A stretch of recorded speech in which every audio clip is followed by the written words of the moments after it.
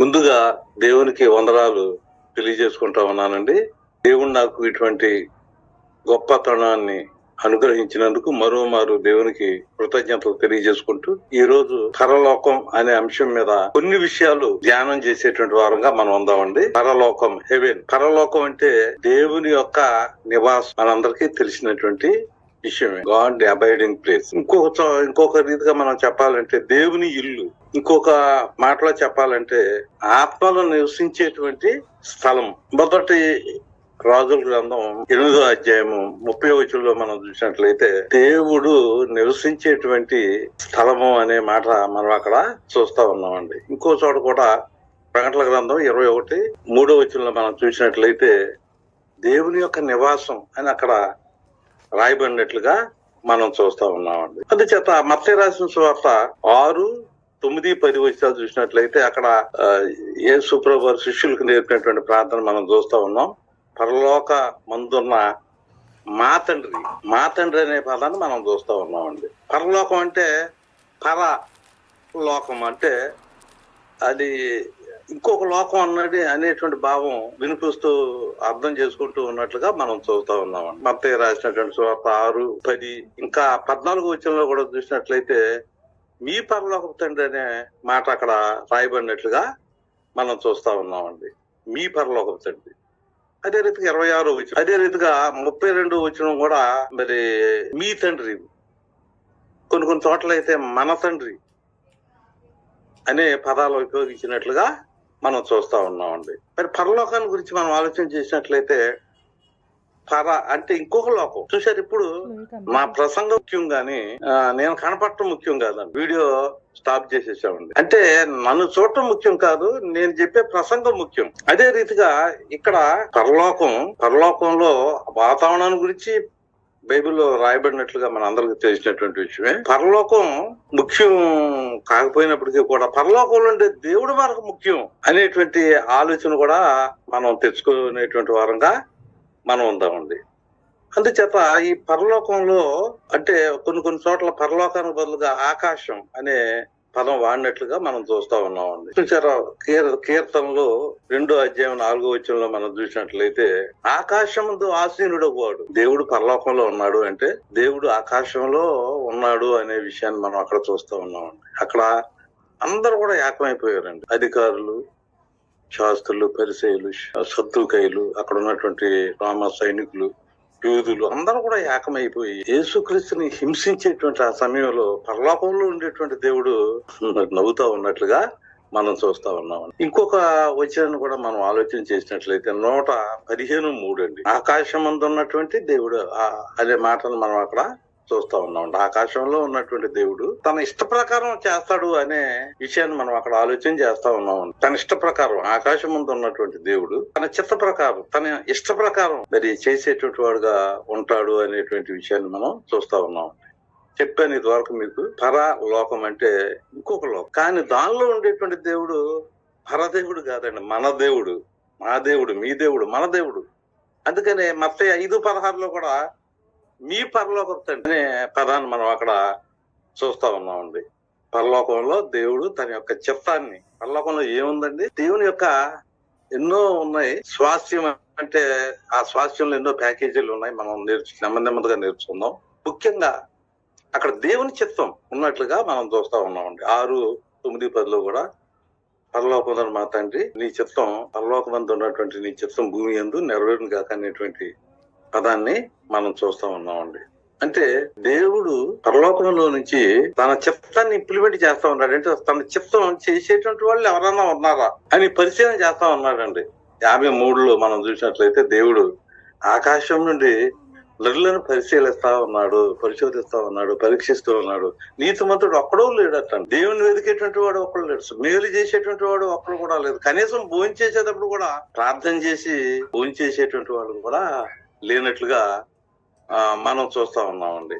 అందుచేత దేవుడు చూస్తా ఉంటాడు ఎవరో దేవుని యొక్క చిత్తాన్ని జరిగిస్తా ఉన్నారు. దేవుడు కూడా ఇంప్లిమెంట్ చేస్తున్నాడు తన యొక్క చిత్తాన్ని అంటే ఎలా ఇంప్లిమెంట్ చేస్తాడో మనం తెలుసుకుందామండి. రాబోయే దినాల్లో మనం నేర్చుకునేటువంటి వారంగా మనం ఉందామండి. మొట్టమొదట మనం ఆలోచన చేసినట్లయితే దేవుడు తన యొక్క చిత్తాన్ని చెయ్యాలి అనేటువంటిది కోరుకుంటా ఉన్నాడు. ఇప్పుడు మనం ఉన్నాం అనుకోండి, మన బంధువుల కంటే, మన స్నేహితుల కంటే, మన యొక్క రక్త సంబంధుల కంటే, మనకి ఎవరైనా బంధువులు ఉన్నారనుకోండి, వాళ్ళ ఎవరికంటే కూడా ఆయన చిత్తం చేయడం అనేటువంటిది చాలా ముఖ్యం అనే విషయం మత్తయి రాసిన సువార్త 13వ అధ్యాయంలో యేసుప్రభువు వారు ఒక్కడి నుంచి చెప్పినట్లుగా మనం చూస్తా ఉన్నాం. ఎవరు నా తల్లి, ఎవరు నా సహోదరులు అన్నాడు అక్కడ. నా తండ్రి చిత్త ప్రకారం చేసేటువంటి వాడే నా తల్లి, నా సహోదరులు అని చెప్పినట్లుగా మనం చూస్తా ఉన్నాం. ఇంకా మనం ఆలోచన చేసినట్లయితే ప్రియులారా, దానియేలు 4వ అధ్యాయం 35వ వచనంలో మనం చూసినట్లయితే అక్కడ అది భూనివాసులు ఉన్నటువంటి భూమి మీద అయితేనేమి, పరలోకంలో అయితేనేమి, అటు పరలోకంలో గాని ఈ భూలోకంలో గాని తన చిత్తాన్ని ఇంప్లిమెంట్ చేస్తాడు అనేటువంటి మాటను అక్కడ మనం చూస్తా ఉన్నామండి. క్లియర్ గా మీరు నోట్ చేసుకొని చదువుకోండి. దానియేలు 4:35లో మనం చూస్తా ఉన్నాం. అందుచేత దేవుడు పరలోకంలో ఉన్నాడు. దేవుడు పరలోకంలో ఉన్నాడు కనుక పరలోకంలో ఉండి మన ప్రార్థన కూడా ఆయన అంటాడండి. ఉదాహరణకి జస్ట్ మన బాప్తిసం పొందేటప్పుడు ప్రార్థన చేసి బాప్తిసం పొందామండి. అంటే బాప్తిసంలో మనం ఏమడుగుతున్నాము?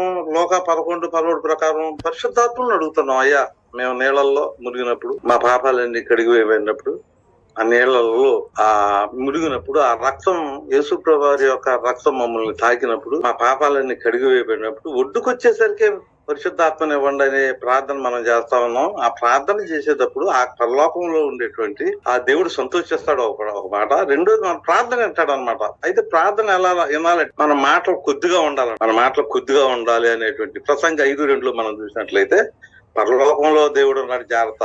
మీరు చెప్పేటువంటి మీరు ఏదైనా మాట్లాడుకున్నారంటే కొద్దిగా ఉండాలి. మీరు ప్రార్థన చేశారనుకోండి, కొద్దిగా ఉండాలనే విషయాన్ని మనం అక్కడ చూస్తా ఉన్నాం. దీర్ఘ ప్రార్థనలో అవసరం లేదు. ఆల్రెడీ మనకి దేవుడు ఆశీర్వాదాలు ఇచ్చేసాడు కదా, వరాలు ఇచ్చాడు, జీవులు ఇచ్చాడు.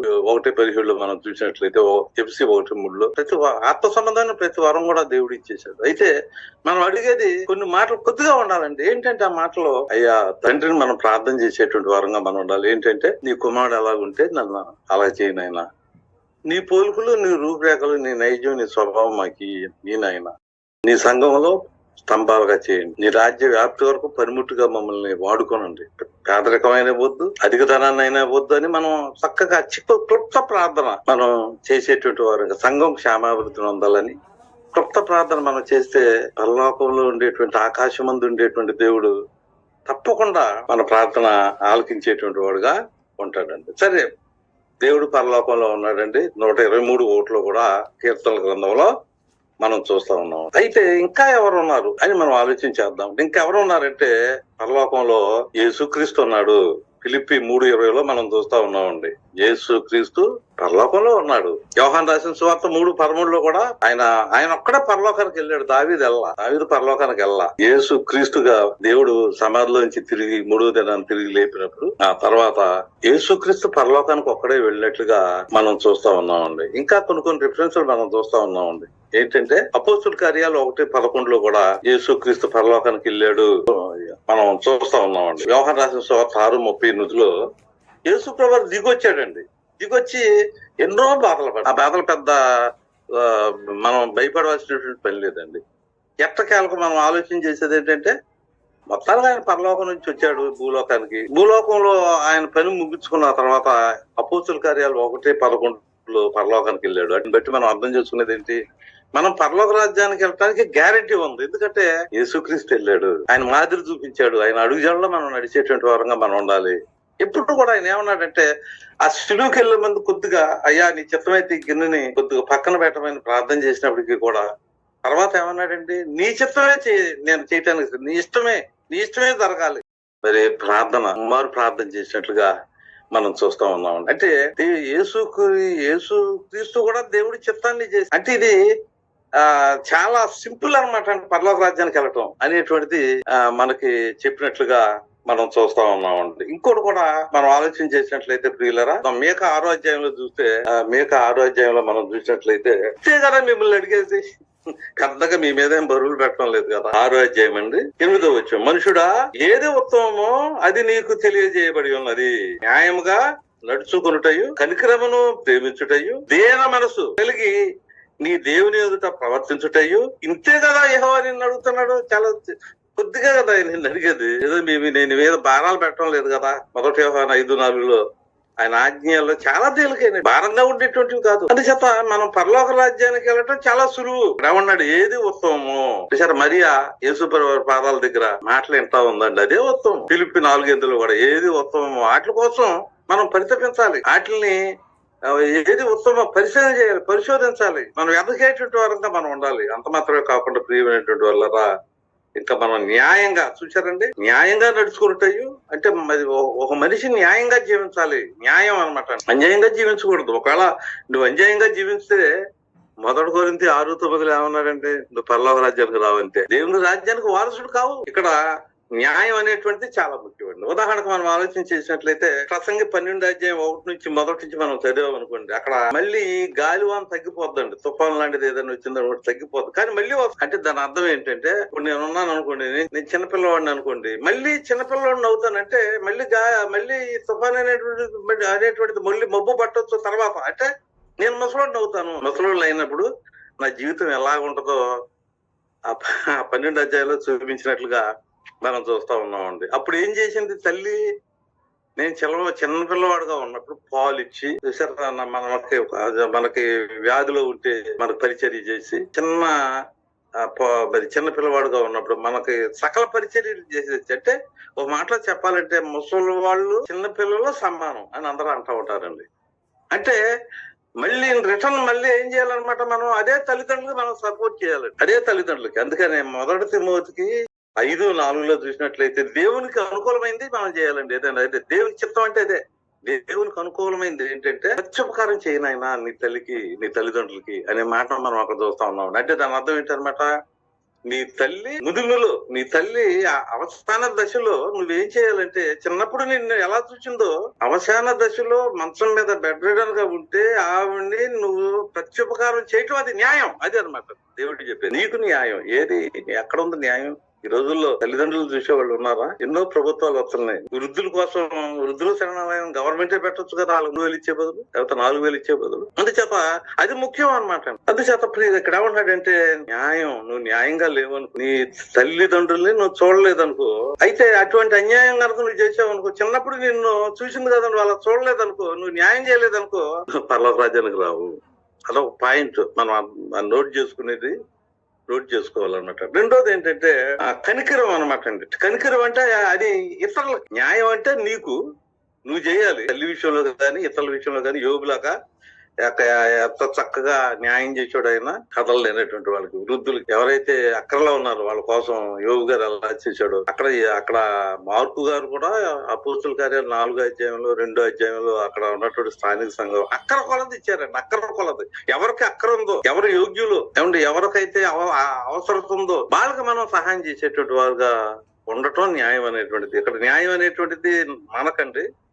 కనికరం అనే ఇప్పుడు న్యాయం అనేటువంటిది నాకు వ్యక్తిగతంగా, కనికరం అనేటువంటిది ఇతరులకు ఆదర్శం అన్నమాట. అక్కడ అందుకనే మత్తయి రాసిన సువార్తలో మనం కనికరం చూపించండి మీరు కనికరం పొందుతారు అన్నాడు 5వ అధ్యాయంలో ఏమన్నాడంటే, నువ్వు కనికరం చూపించండి. యాకోబు 2వ అధ్యాయం 13లో కూడా మనం అదే చూస్తాం. నువ్వు కనికరం చూపించలేదనుకో, నువ్వు కనికరం లేదు తీర్పు పొందుతావు. అంటే ఇక అది ఒక మాట చెప్పాలంటే హెల్లే, నరకమే. అంటే కనికరం అనేటువంటిది చాలా క్షమించాలి. ఎంత తప్పు చేసి మనం క్షమించేటువంటి వారంగా మనం ఉండాలి. దయ చూపించే దయా సంకల్పంలో దేవుని దయ ఎంత ఉందో ఆలోచించే, ఆయన దయ, ఆయన కనికరం, ఆయన వాత్సల్యత అన్ని కూడా మనం ఆకలింపు చేసుకునేటువంటి వారంగా మనం ఉండాలి. అందుచేత ఇక్కడ మనం చూస్తా ఉన్నామండి, కనికరం అనేటువంటిది దేవుడికి పరలోకంలో ఉండేటువంటి దేవుడు ఇటువంటి వాళ్ళు ఉన్నారా అని పరిశీలన చేస్తా ఉన్నాడండి. 14వ అధ్యాయం కీర్తన గ్రంథంలో కూడా కనీసం ప్రార్థన చేసేవాళ్ళు లేరు. కృతజ్ఞత ఎక్కడ ఉంది? తల్లికి కృతజ్ఞత చూపించేటువంటి వాళ్ళు ఉన్నారా? ఈ రీతిగా పరలోకం నుంచి దేవుడు పరిశీలన చేస్తా ఉన్నాడు. పరిశీలన చేస్తుంటే ఒక్కడు కూడా లేడట. అందుచేత ఇక్కడ ఏమంటాడంటే 6వ వచనం చూడండి, 6:6 ఏమి తీసుకుని వచ్చి యెహోవా నిన్ను దర్శించును. అంటే దర్శనం అంటే రోజు ఉండదండి. కొంతమంది దర్శిస్తారు, కొంతమంది ఏమో. ఇక్కడ ఏమంటున్నాడు, ఏమి తీసుకొని వచ్చి నేను యెహోవాను దర్శించును, ఏమి తీసుకొని వచ్చి మహోన్నతుడైన దేవుని సన్నిధిని నమస్కారం చేతను కొంతమంది దర్శిస్తారంటే, కొంతమంది నమస్కారం చేస్తారు, కొంతమంది పూజిస్తారు. పూజ అంటే మూలకెళ్ళి ఏదో అక్కడ దేవుణ్ణి కొద్దిగా ప్రార్థన చేయడం, అది పిల్లలు చూసి అది కూడా నేర్చుకుంటారు. అదే మోకాళ్ళకు నువ్వు ప్రార్థన చేస్తే నీ కుటుంబ సభ్యులు కూడా నీ పక్కన మోకాళ్ళు ఉంటారు. ఈ రీతిగా అప్పుడప్పుడు దేవుని దగ్గరకు వచ్చేసి దర్శనం చేసుకోవటం, అది దర్శనం చేసుకుంటాం, మీకోసం ఇంత చేస్తామయ్యా ఏమన్నారు, దహన బలులను ఏడాది దూడలను అర్పించి దర్శించునా అంటే అప్పుడప్పుడు అనమాట అండి. అప్పుడప్పుడు వేల కొలది పొట్టెళ్లను, వేలాది నదులంత విస్తారమైన తైలమును ఆయనకు సంతోషం కలుగజేయన, నా అతిక్రమమునకై నా జ్యేష్ఠపుత్రుడు నేను ఎత్తున్నా, నా పాప పరిహారమునకై నా గర్భఫలం నేను ఎత్తున్నా. చూడండి, ఈ రీతిగా ఎన్ని అయి కాదు నాకు ముఖ్యం, మీరు ఎవరండి ఎవరు ఎప్పుడు కూడా నా సముఖంలో ఉండాలి. అప్పుడప్పుడు వచ్చి ఏదో ఆపదలు మొక్కువాడా అంటాం కాదు.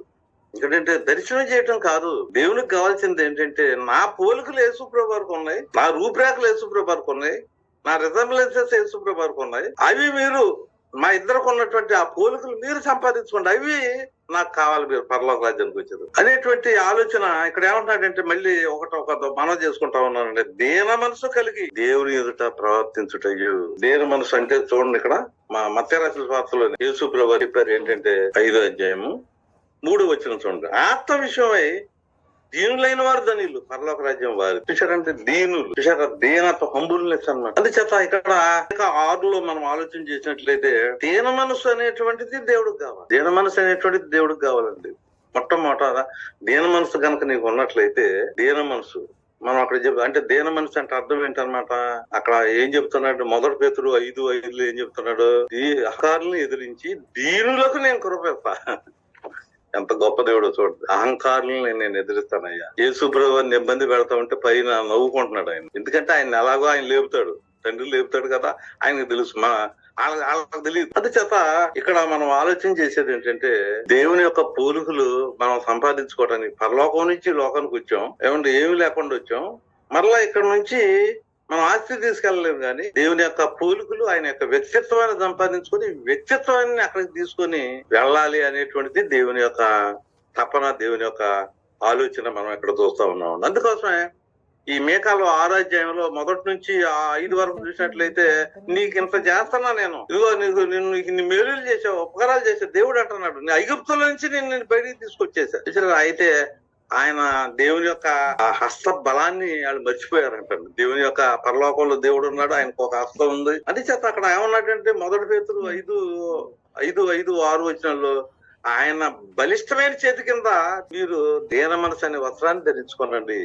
ఆయన యొక్క బలిష్టమైనటువంటి చేతి కింద మీరు అడిగేమని ఉండండి, పెద్దలకు లోబడి ఉండండి. ఆ పెద్దలు ఏం చేస్తున్నారంటే బలిమి చేత కాక వాళ్ళు ఏం చేస్తున్నారంటే దేవుని చిత్త ప్రకారం పనిచేస్తున్నారు. దేవుడు తన చిత్తాన్ని ఇంప్లిమెంట్ చేస్తున్నారు, వీళ్ళు కూడా తన బలం చేత ఆ సంఘం మీద కథనాలు చేయకుండా వాళ్ళు ఏం చేస్తున్నారంటే చాలా నాయకులుగా చక్కగా దీనులుగా పనిచేస్తా ఉన్నారు. వాళ్ళ కింద మీరు కూడా దీన మనసులో ఉండండి. తగిన సమయం అందు, చూసారా, తగిన సమయం అంతా నేను మిమ్మల్ని హెచ్చిస్తా.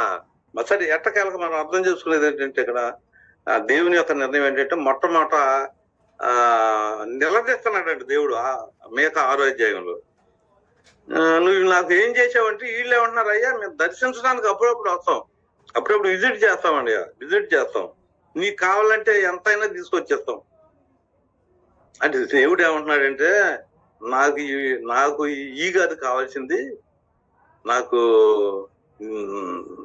నా రూపురేఖలు మీలో ఉండాలి అనేటువంటిది దృక్పథాన్ని ఇక్కడ దేవుడు వెల్లడి చేస్తా ఉన్నట్లుగా. ఇంకోటి ఏంటంటే 9వ వచనం చాలా నాకు ఇష్టమైందండి. ఆలకించుడి, యెహోవా పట్టణమునకు ప్రకటన చేస్తున్నాడు, జ్ఞానం గలవాడు నీ నామమును లక్ష్య పెట్టును. చూసారు, యేసుప్రభు నామం, చూసారు, సంఘానికి ఆయన పేరు పెట్టే దృక్పథం.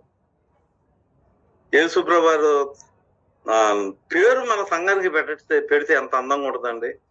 ప్రకటన గ్రంథం అంతా చెప్పేది అదే. ఏంటంటే కొలస్సీలకు రాసినటువంటి పత్రిక 2వ అధ్యాయంలో కూడా వాళ్ళు ఏంటంటే వాళ్ళ శిరస్సులు తీసేసి, ఏమంటే ఆ శిరస్సులు కట్ చేశారు కదండి వాళ్ళని. తర్వాత మనం దేవుని చిత్తం అయితే నేర్చుకుందాం. ఆ తలల్ని నరికేసి తీసేశారు కదా, అంటే వాళ్ళ స్వస్థ తలను తీసేసి యేసుప్రభు తల పెట్టుకున్నారు అనమాట. యేసుప్రభు తల అక్కడ పెట్టుకున్నట్లుగా మనం చూస్తా ఉన్నామండి. అక్కడ 18, 19 2 కొలసీలకు రాసినటువంటి పత్రికలో మరి ఆ శిరస్సుకు మనం విలువ ఇచ్చేటువంటి వరంగా మనం ఉండాలి. అందుచేత ఇక్కడ నీ నామమును లక్ష్య పెట్టును, శిక్షను గూర్చిన వార్తను, శిక్షను నిర్ణయించిన వారిని గూర్చిన వార్తను ఆలకించుడి. చూశారు ఇక్కడ మరి దేవుని యొక్క వాళ్ళని ఏ రీతిగా నేను మిమ్మల్ని శిక్షిస్తాను, మీరు చెప్పిన మాట వినలేదు, నేను చెప్పిన మాటలు ఎంత నా చిత్తం ఏంటో మీరు చేయట్లేదు, అందుచేత నేను మీకు ఈ రీతిగా శిక్షిస్తానని ఇక్కడ 10 నుంచి 16 వరకు రాసినట్లుగా మనం చూస్తా ఉన్నామండి. సరే, ఎట్టకేలకు మనం చెప్పేది ఏమిటంటే, ఒక్క మనవి చేసుకుంటున్నాను, పరలోక రాజ్యంలో ఉండాలని మనం అనుకుంటున్నాం, కానీ అది నేర్చుకోవటానికి ముందుగా ఇక్కడేమో దర్శించడానికి వచ్చారండి అప్పుడప్పుడు. కానీ అక్కడ చూడండి 15 అధ్యాయం కీర్తనల గ్రంథంలో అతిథిగా ఉండటానికే దేవుడి దగ్గర మనం అతిథిగా ఉండాలనుకోండి, అతిథిగా ఉండాలంటేనే అన్ని రూల్స్ పెట్టాడండి. ఏది చుట్టం చూపుకి వచ్చేసి మనం 2 రోజులు ఉంటాం, వెళ్ళిపోతామండి. ఒక చుట్టం వచ్చాడు అనుకోండి, ఎక్కువ కాలం ఉండడు, 2 రోజులు ఉంటాడు, వెళ్ళిపోతాడు. అలాగే అక్కడ ఏమంటాడు, యెహోవా పరలోకాన్ని గురించి గుడారం అని అక్కడ చెప్పినట్లుగా, నీ దేవుని గుడారం అని అక్కడ రాయబడినట్లుగా మనం చూస్తున్నామండి. కీర్తనలు 5వ అధ్యాయం అండి, కీర్తనలు 5వ అధ్యాయంలో మరి ఇక్కడ ఒక అతిథిగా వస్తేనే ఇన్ని రూల్స్ అండ్ రెగ్యులేషన్స్ ఉన్నాయి కదా, మరి పరలోక రాజ్యంలో మరి పర్మనెంట్ గా ఉండాలంటే ఎన్ని రూల్స్ ఉండాలి, ఎన్ని ఎంత పగడబందిగా ఉండాలి మనం. అందుచేత మనం ఏం చేయాలి, అక్కడ చూడండి, ఇక్కడ ఏమంటాడంటే, యెహోవా నీ గుడారంలో అతిథిగా, చూచారా, నీ గుడారంలో అంటే నీ పరలోకంలో అతిథిగా ఉండదగినటువంటి వాడు ఎవడు అనే విషయాన్ని మనం ఇక్కడ మనం చూస్తా ఉన్నామండి. అందుకే పేతురు గారు కూడా 1వ అధ్యాయంలో 2వ అధ్యాయంలో మనం యాత్రికులు అన్నారండి. మనం పరదేశులు పేతురు గారు చెప్పినట్లుగా మనం చూస్తా ఉన్నామండి. మనం ఇప్పుడు కూడా పరదేశులు అని ఆయన అక్కడ చెప్పినట్లుగా మనం చూస్తా ఉన్నామండి. మనం ఏంటంటే, మనం టెంపరీగా మనం ఈ లోకంలో ఉంటున్నాం తప్ప, టెంపరీగా మనం దేవుని దగ్గర ఉంటున్నాం తప్ప, మనం పర్మనెంట్ గా పరలోకంలో ఉండాలి అనేటువంటిది దేవుని యొక్క తపనండి. అందుచేత ఇక్కడ ఏమంటున్నాడంటే, నీ పరిశుద్ధ పర్వతం మీద నివసింపదగినటువంటి వాడు ఎవడు, యథార్థమైన ప్రవర్తన కలిగి నీతి అనుసరించు. చూశారండి, నీతి అనుసరించాలి, యథార్థమైనటువంటి ప్రవర్తన, దేవుని యొక్క పోలికలు అనమాట, మన క్యారెక్టర్ కలిగి నీతిని అనుసరించాలంటండి. నీతి అంటే ఏంటి, అక్కడ ఏం చెప్పాడు, మత్తయి రాసిన సువార్త 5వ అధ్యాయంలో నీతి నిమిత్తము ఎవరైతే హింసింపబడతారో, 5:10 అండి, నీతి నిమిత్తం ఎవరైతే హింసించబడతారో అటువంటి వాళ్ళదే పరలోక రాజ్యం అని చెప్పినట్లుగా మనం చూస్తా ఉన్నాం. మత్తయి రాసిన సువార్త 5వ అధ్యాయం అండి 10వ వచనం, నీతి నిమిత్తము హింసించబడవారు ధనులు, పరలోక రాజ్యము వారిది. ఎందుకు పరలోక రాజ్యం వారిది? పరలోకంలో ఏముందో తెలుసండి, పరలోకంలో 12వ వచనం చూడండి, 11, 12, నా నిమిత్తమే జనులు మిమ్మల్ని నిందించి హింసించి మీ మీద అబద్ధముగా చెడ్డ మాటలు పలుకున్నప్పుడు మీరు ధనులు, సంతోషించి ఆనందించండి, పరలోకమందు మీ ఫలము అధికమగును, ఈలాగున వారు మీకు పూర్వమందుండిన ప్రవక్తలను హింసించి. పరలోకంలో ఏముందండి, పరలోకంలో మీకు మనకి జీతం ఉందా, మనకు ఫలం ఉందా అనే విషయాన్ని మనం ఆలోచన చేస్తా ఉన్నాం. అందుచేత ఇక్కడ మరి అతిథిగా ఉండాలంటేనే ఇన్ని రూల్స్ అండ్ రెగ్యులేషన్స్ ఉన్నాయండి. నాలుగుతో కొండు ఆడకూడదు, చెలికానికి కీడు చేయకూడదు, పురుగువాని మీద నింద మోపకూడదు. నీచులు అంటే వాళ్ళు పరలోక రాజ్యానికి రారండి. ఎందుకంటే 2 ప్రాణుల గ్రంథం 21:8 అసహ్యులు అని ఉందండి అక్కడ. అందుచేత అసహ్యుల్ని మనల్ని ఏం చేయాలి, అసహించుకోవాలన్నమాట అండి. ఆ నీచుల్ని మనం ఏం చేయాలంటే, అసహ్యులు అంటే నీచులు అనమాట అండి.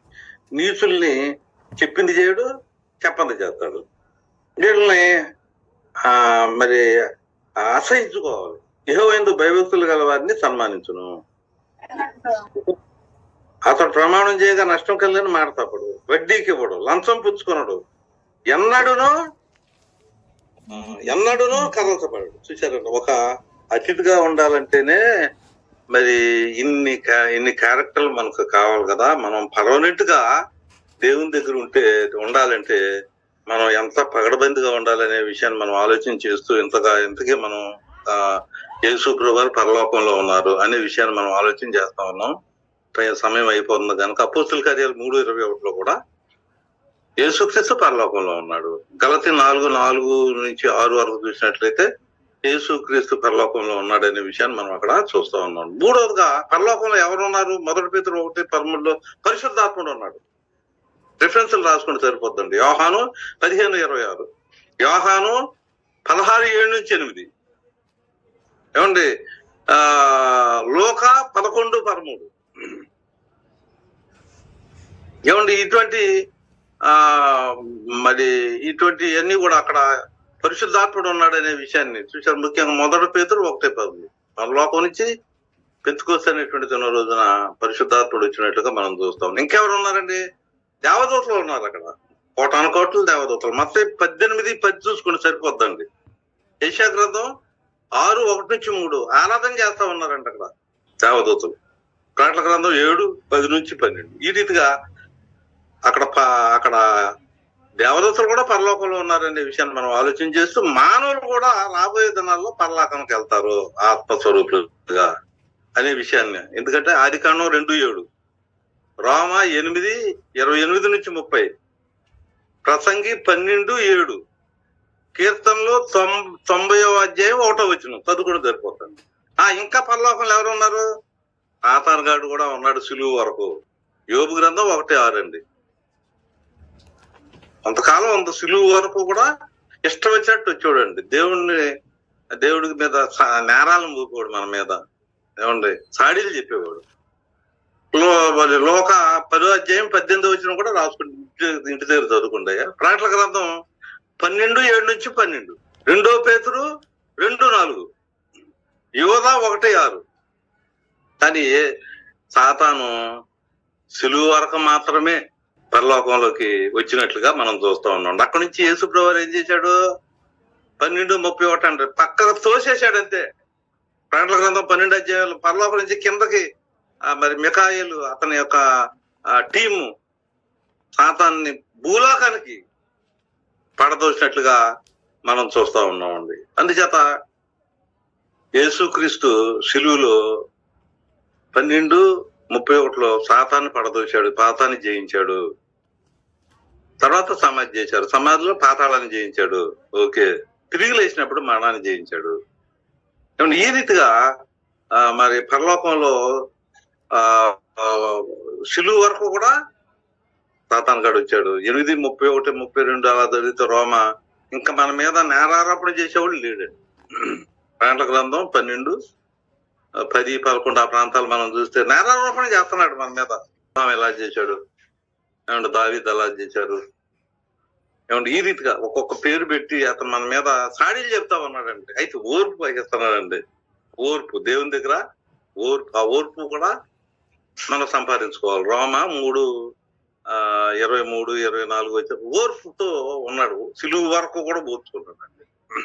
ఓర్చుకొని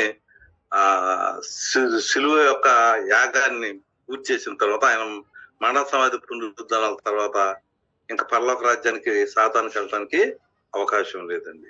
అందుచేత నేను మీతో మనవి చేసుకుంటా ఉన్నానండి. పరలోక రాజ్యం అనే దాని గురించి మనం ఇంకా ఆలోచన చేసినట్లయితే ఒక చోట కంట్రీ అని రాయబడిందండి. ఫిబ్రి 11:14 దేశం శ్రేష్టమైన దేశం అన్నాడండి.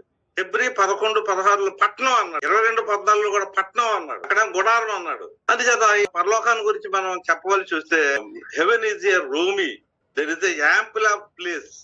చాలా పరలోకం అంటే ఎంతో ప్లేస్ ఉందండి. దాన్ని కొలగలం అంటే ఒక చంద్రుని కొలవచ్చు, లేకపోతే వైశాల్యం, ఒక సూర్యుడి యొక్క వైశాల్యం చెప్పొచ్చు. ఇంచుమించుగా నక్షత్రాల యొక్క ఆ వైశాల్యాన్ని కొలవచ్చు. కానీ యిర్మీయా గ్రంథం 31-37 చూస్తే ఈ పరలోక రాజ్యాన్ని మనం కొలవలేము.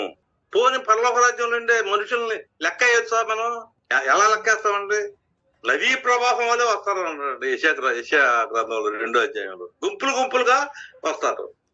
ప్రకటన గ్రంథం 7:9 పరదేశం అయినా సరే లెక్కింపదాలని గొప్ప సమూహం అన్నాడంట. అక్కడ కొన్ని కోట్లు ఉన్నారంట సైనికులు కూడా. ఒక్క యేసుప్రభువు ప్రార్థన చేస్తేనే ఇంచుమించుగా 72,000 మంది వస్తారంట. ప్రార్థన చేస్తే చాలు. కానీ ప్రార్థన చేయగలగా చేయడు. పౌలు దగ్గర రోమా ప్రభుత్వం యొక్క సభ్యత్వం ఉందండి, కానీ చెప్పలా. చెప్తే ఎవరు కొట్టరు. అందుచేత యేసుక్రీస్తు బెదిరింపక ఆయన ఏం చేశాడంటే మరి చక్కగా ఆయన మరి ఎంతో శ్రమలు పడితేనే పరలోక రాజ్యం వారిది అనేటువంటిది రుజువు చేసినట్లుగా మనం చూస్తా ఉన్నామండి. మనకు దేవుని చిత్తం అయితే మళ్ళీ ఇంకోసారి నెంబర్ 2గా పరలోకము 2వ ఎపిసోడ్ గా మనం చెప్పుకునేటువంటి వారంగా మనం ఉందామండి. అందరికి కూడా వందనాలు. నాకు ఇటువంటి అవకాశం ఇచ్చిన సురేంద్రరావు గారికి, చింతల్ క్రీస్తు సంఘానికి, దానిలో ఉన్నటువంటి పెద్దలకు నా హృదయపూర్వకమైనటువంటి వినమ్రతతో వందనాలు తెలియజేసుకుంటూ, జూమ్ ఫ్యామిలీకి శుభాశీస్సులు తెలియజేసుకుంటూ ముగిస్తా ఉన్నానండి.